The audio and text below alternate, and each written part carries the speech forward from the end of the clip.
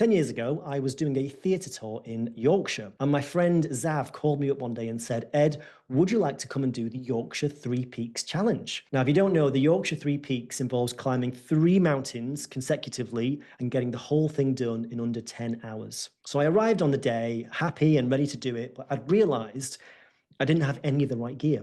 I didn't even have hiking boots. In fact, all I had to wear were size 7 women's trainers. Now, I won't tell you the long story behind why that was, but needless to say, by the time we got down off the first mountain, my toes were completely cramped and I was already in a lot of pain. By the time we got off the second mountain, all of this grit and sandstone had filled these trainers up. By the time we got to the top of the third mountain, these huge thunderstorms rolled in across the valley and it started to just have this torrential downpour.